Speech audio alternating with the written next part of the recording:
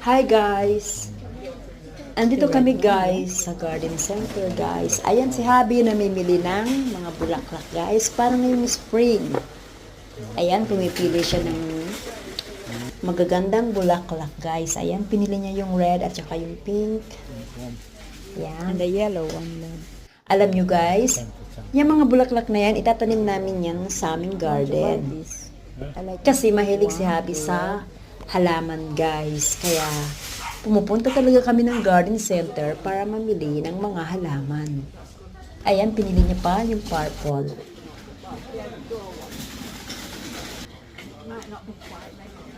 Kung gusto nyo guys bumili ng mga halaman, pumunta lang kayo ng garden center. Iba't ibang klase ng bulaklak ang mapipili nyo. Ayan guys. Alam nyo ba kung ano yung hinawakang halaman ni Habi? Yan ang bay leaves.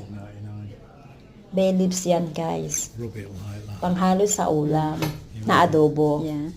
Itatanim namin yan guys sa garden para hindi na kami bibili. Marami din dito guys, mga rose.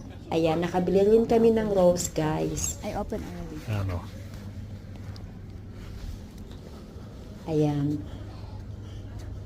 Bumili din kami ng rose guys para pangtanim namin sa garden.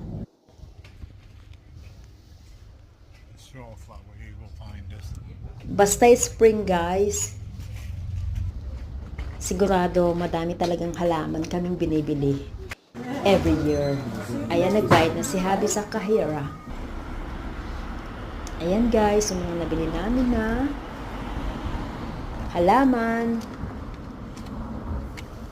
Niligay na ni Habi sa car. So, ang dami namin nabili guys. Pagkatapos namin guys pumunta ng garden center, merong coffee shop dito guys sa malapit sa garden center, kaya kumain na rin kami ng aming lunch. Ayan guys. Yan na yung kinain namin guys, yung hamburger. Sobrang laki ng hamburger. Sobrang masarap yung hamburger guys dito. Busog na busog ka talaga pag yan ang kinain mo. Ayan, si Habi. Sarap na sarap sa hamburger. It no of the burger. Coffee lang yung order ko at hot chocolate naman kay Habi. So, yun lang guys. Thank you for watching.